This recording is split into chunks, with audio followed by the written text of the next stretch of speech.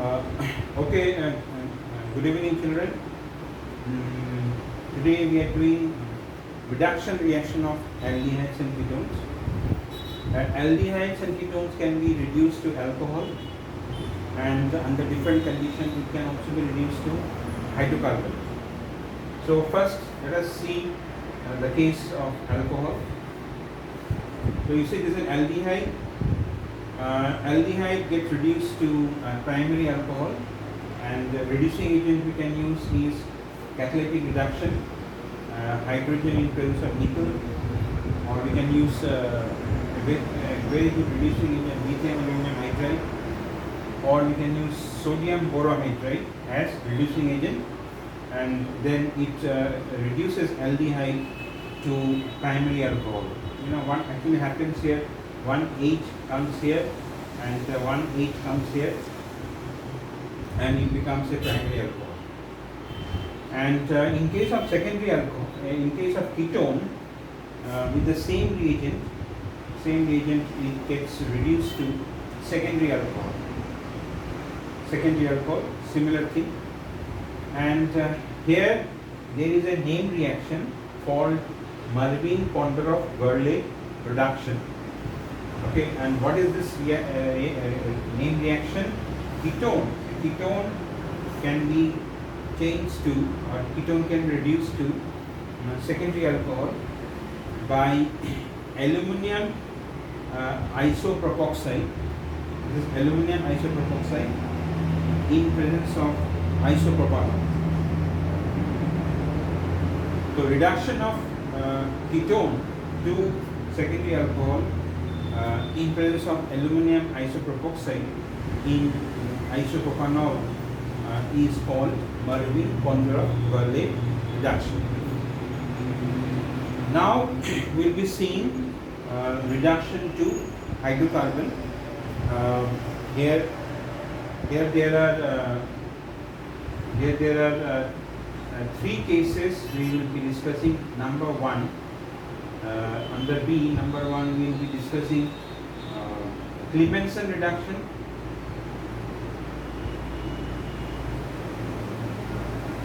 Clemmensen reduction. Next we will be discussing Wolff-Kishner reduction, and another case by which carboyl compound can be reduced to hydrocarbon. It is in presence of hydrogen iodide and phosphorus. So these three we will be discussing now. Okay, so now how aldehyde and ketone can be reduced to hydrocarbon. So we are discussing that. First main reaction here is Clemmensen reduction. Aldehydes and ketones in presence of zinc amalgam and HCl. Zinc amalgam and HCl is reduced to hydrocarbon. Let me mention here one thing. There are 4 moles of nascent hydrogen are involved here per molecule of carboyl compound. 2 moles of hydrogen is coming here, 2 moles is coming here, and another 2 moles is used in the formation of water that goes out. So 2 moles coming here to form this one, and another 2 moles of hydrogen involved in the formation of water. And similarly in case of ketone also, it is getting reduced to a hydrocarbon. So Clemmensen reduction is conversion of aldehyde and ketone to hydrocarbons. The reducing agent used is zinc amalgam and HCl. Okay, now next name reaction here is Wolff-Kishner reduction. What is done in Wolff-Kishner reduction? Aldehyde or ketone is first treated with hydrazine, then we get a product. The product that is called hydrazone, and this hydrazone on treating with KOH and ethylene glycol, KOH and ethylene glycol, we will get what? A hydrocarbon with the of course there will be a loss of nitrogen gas. So this is Wolff-Kishner reduction, and let us also write one equation with a ketone, say CH3 C double bond O CH3. So this plus hydrazine will get CH3 C CH3 double bond N NH2, and then this one on being treated with KOH in presence of ethylene glycol, we will get this product that I am writing it here. The product that you will get will be CH3 C CH3 H2. So this hydrocarbon we will be getting. A third way by which we can do so, it is by the use of HI and phosphorus. So here also, suppose one reaction we can write is CH3 C double bond to H, and in presence of HI and heat, what happens is it will become CH3 CH3. So hydrocarbon. So these are some of the reactions, some of the reaction of carbonyl compound. Now next we are going to discuss about oxidation reaction of aldehydes and ketones. Okay, now here we have oxidation reaction. Aldehydes are very prone to oxidation. Aldehyde gets easily oxidized. Aldehyde gets easily oxidized to carboxylic acid. This we have to remember. But ketone does not get easily oxidized. Aldehyde gets easily oxidized to carboxylic acid, but ketone does not get easily oxidized. So here you see one reaction here. This is an aldehyde, and this species comes from ammoniacal silver nitrate, which is called Tollens reagent. So ammoniacal silver nitrate, this is hydroxyl ion which is present in the solution, and this is a weak oxidizing agent. This weak oxidizing agent oxidizes aldehyde to carboxylate ion, and this silver here it is in +1 oxidation state. So this gets oxidized and this one is getting reduced.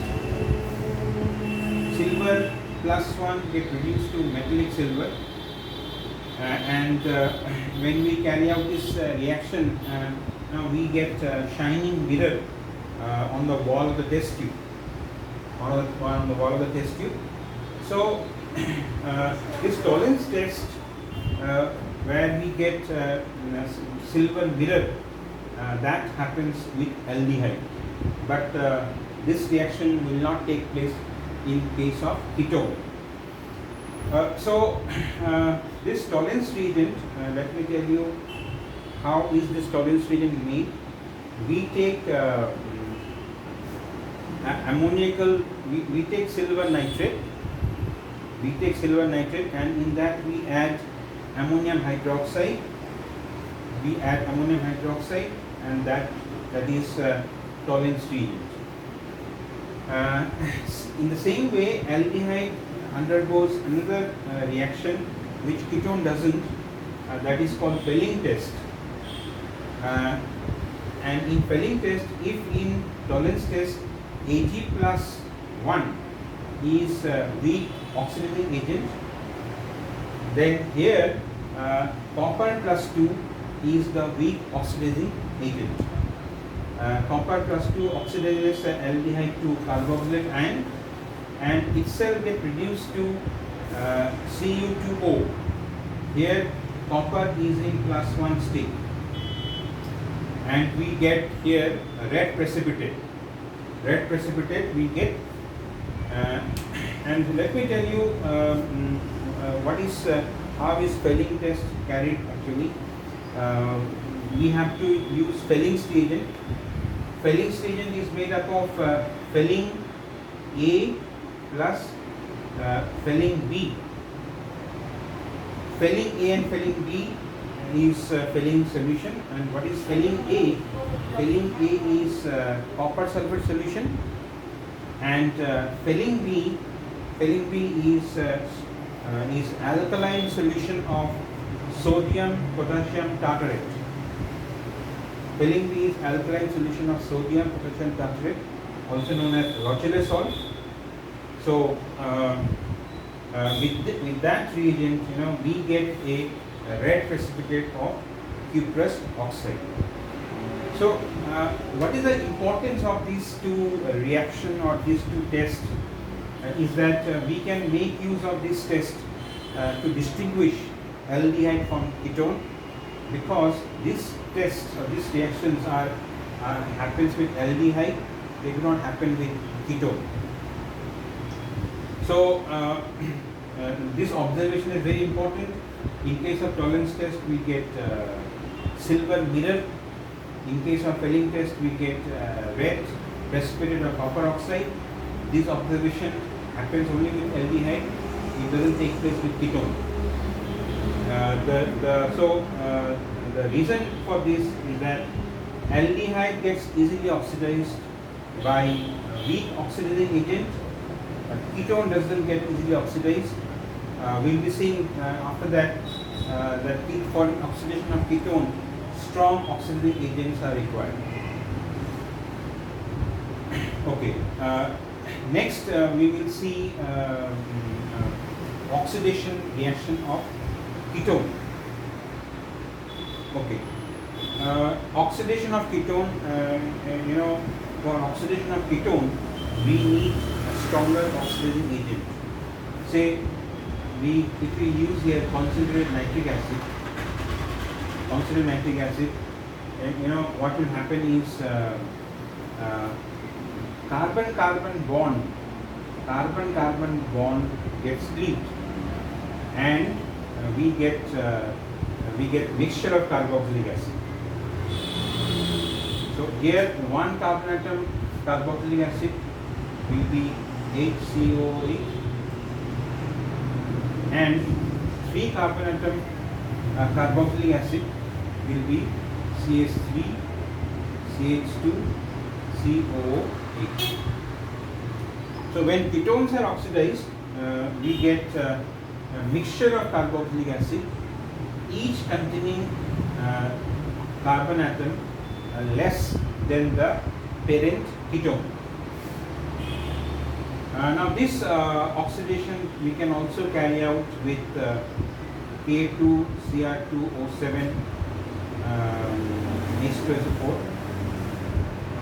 This is also a strong oxidizing agent, or we can also carry out with alkaline and TMNO4, which is also a strong oxidizing agent. So ketones can be oxidized with these, and we get mixture of carboxylic acid, each containing less number of carbon atoms than the parent ketone. One guideline let me give you here to find out the product. The bond which is attached to smaller alkyl group across carbonyl group, that bond gets cleaved. Suppose in this case, here we have methyl group, here we have ethyl group, this is bigger, so this bond gets cleaved, and this is known as Popov's rule.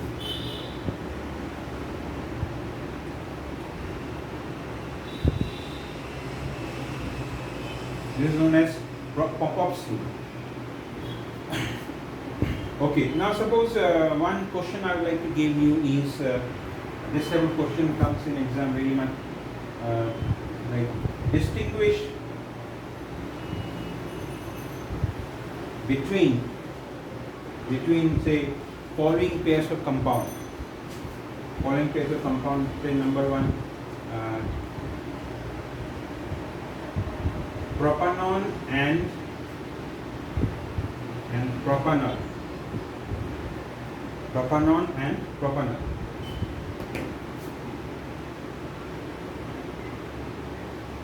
Say formic acid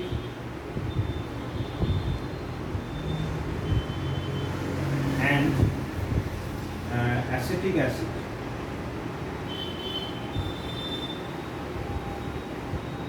Formic acid and acetic acid.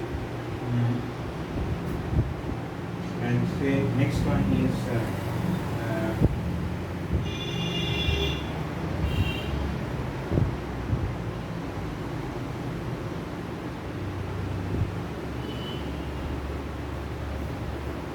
benzaldehyde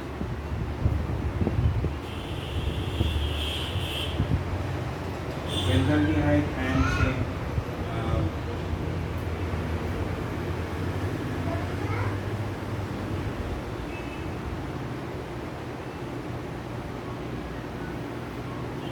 suppose we are asked to distinguish between these pairs of compounds. So as you can see, this is a ketone, this is a aldehyde. So we can distinguish them by using either Fehling test or by Tollens test. So we can distinguish these two compounds by Fehling test or by Tollens test because this is a ketone, this is a aldehyde. So if we use ammonical silver nitrate, then this one will not give silver mirror, this compound will give silver mirror. You have to write also the reaction in the exam, or you can also use Fehling test, and if you use Fehling test, then this one will give you reddish brown precipitate of cuprous oxide, but this one will not give. Okay, now coming to the next case, formic acid and acetic acid. Now formic acid, you know formula of formic acid is this one, formic acid, and acetic acid is CH3 C double bond OH. So you see, though it is carboxylic acid, but that aldehyde unit is there. Aldehyde unit is here in formic acid. So what happens is that if we do Tollens test, if we carry out Tollens test, now formic acid gives silver mirror. Formic acid gives silver mirror, acetic acid does not give silver mirror. So we can distinguish formic acid and acetic acid by Tollens test. Formic acid is the only carboxylic acid which responds to Tollens test. That you should remember. And coming to the third case, how to distinguish between benzaldehyde and benzyl alcohol. Now this is an aldehyde, this is an alcohol. Suppose here we can distinguish it by using Tollens test. Tollens test. This one will give us silver mirror. This one will not give us silver mirror. But nevertheless, let me tell you one important thing is that this is an aromatic aldehyde. Aromatic aldehyde, though it's an aldehyde, the aromatic aldehyde does not undergo Fehling test. So to distinguish these two compounds, we have to use Tollens test. Aromatic aldehyde does not undergo Fehling test because aromatic aldehydes are less here. Then aliphatic aldehyde, that has already been explained. So this much children for now. And in the next class, we'll be discussing some more important chemical reaction. We'll be discussing about aldol condensation. We'll be discussing about Cannizzaro reaction, which are very important reactions for carbonyl compound. Till then, good night.